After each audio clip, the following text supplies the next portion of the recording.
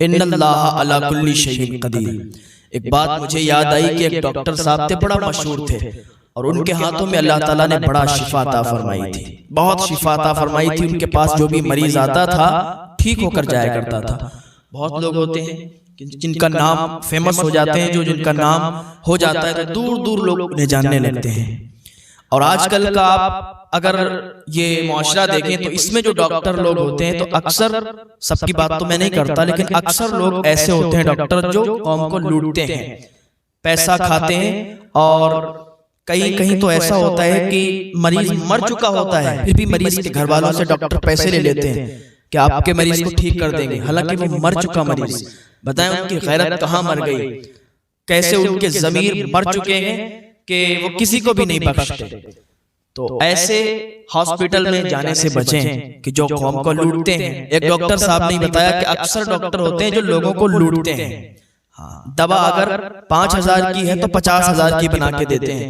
अल्लाह ऐसे डॉक्टरों से हम लोगों को महफूज फरमाए। ऐसे डॉक्टरों के पास जाने की जरूरत नहीं है। मैं अर्ज कर रहा था उस डॉक्टर के बारे में जिसका नाम बड़ा मशहूर था, जिसके चर्चे बहुत थे। तो एक दिन वो फ्लाइट का उन्होंने टिकट करवाया और वो दूसरे देश में जा रहे थे। वहां पर कुछ मरीजों को देखना था, कुछ उनको इलाज करना था। तो वो फ्लाइट के जरिए से जाना चाह रहे थे, टिकट उनका तैयार था। जहां वो जा रहे थे वहां के लिए वो रवाना हो गए। जहां वो लोगों का इलाज करने वाले थे उससे काफी पहले एक बूढ़ी खातून रहा करती थी जिसकी झोपड़ी थी। उसका एक बेटा था जो बीमार था, और इतना बीमार था कि उसे सब तबीबों ने, सब डॉक्टरों ने जवाब दे दिया कि इसका इलाज कोई नहीं कर सकता। अगर इसका इलाज इस वक्त कोई कर पाएगा तो वो डॉक्टर अहमद कर पाएंगे। उन डॉक्टर के पास आप चली जाएं, आपका बेटा ठीक हो जाएगा। उस बूढ़ी खातून ने कहा कि मेरे पास इतने पैसे नहीं कि मैं उनके पास चली जाऊं। उस माँ ने अल्लाह पाक की बारगाह में दुआ की, मौला मेरे पास इतने पैसे तो नहीं है कि मैं डॉक्टर अहमद के पास चली जाऊं और अपने बेटे का इलाज करवा लूं, अपने बेटे की जान बचा लूं। इन्नल्लाह अला कुल्ली शैइन कदीर। काश डॉक्टर अहमद से मेरे बेटे का इलाज हो जाता तो मेरा बेटा बच जाता। दुआ की। इधर ये फ्लाइट में बैठे हुए थे, फ्लाइट से जा रहे थे वहां पर लोगों का इलाज करने। अब क्या हुआ कि आंधी पानी इतनी तेज आया, तूफान इतनी तेज आया कि फ्लाइट आगे नहीं उड़ पाई। फ्लाइट को लैंड करना पड़ा, फ्लाइट को उतारना पड़ा। तो एक छोटा सा एयरपोर्ट था, वहां पर फ्लाइट को उतारा गया। और वहां पर जब फ्लाइट उतरी तो सारे लोग इधर उधर भागने लगे, सारे लोग जाने लगे। तो उन्होंने भी एक टैक्सी करी और टैक्सी करके वो भी वहां से निकल गए। टैक्सी पर बैठे हुए जा रहे थे, हालांकि फिर इतनी तेज आंधी पानी और इतनी तेज तूफान आया कि टैक्सी भी नहीं चल पाई। जब टैक्सी नहीं चली तो ड्राइवर ने उस टैक्सी को मोड़ा, एक झोपड़ी दिखाई दी और टैक्सी वहां पर उसने रोक दी।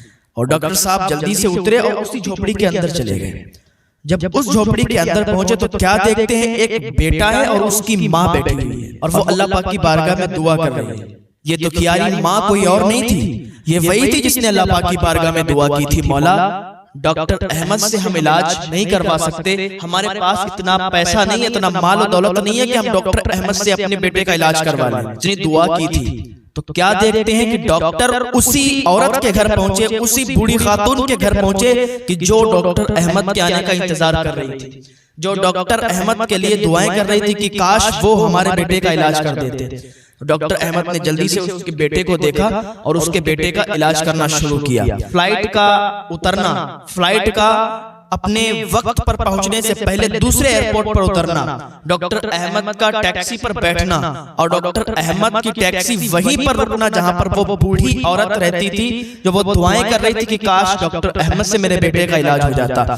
तो अल्लाह रब्बुल इज्जत हर चीज पर कादिर है, वो कुछ भी कर सकता है और वो जो चाहता है वो करता है। बंदे के लिए वो बेहतर होता है, उसमें हिकमत होती है कुछ ना कुछ। तो अल्लाह की बारगाह में दुआ है अल्लाह हमें नेक अमल की तौफीक अता फरमाए। तो बंदे को अल्लाह का शुक्र अदा करते रहना चाहिए, गरीब है या अमीर है, बंदा अल्लाह का शुक्र अदा करते रहे। ये नहीं कि अगर हम अमीर हैं तो अल्लाह का शुक्र अदा करें और जब गरीब हो गए तो अल्लाह का शुक्र अदा ना करें। अल्लाह ताला का शुक्र हर हाल में अदा करते रहना चाहिए। कैसा भी हाल, कैसा भी वक्त आ जाए, अल्लाह आजमाइशों में भी डाल देता है। कभी औलाद के जरिए से, कभी माल के जरिए से, कभी किसी के जरिए से अल्लाह आजमाइश में भी डाल देता है। अल्लाह पाक की बारगाह में दुआ है नेक अमल की तौफीक अता फरमाए।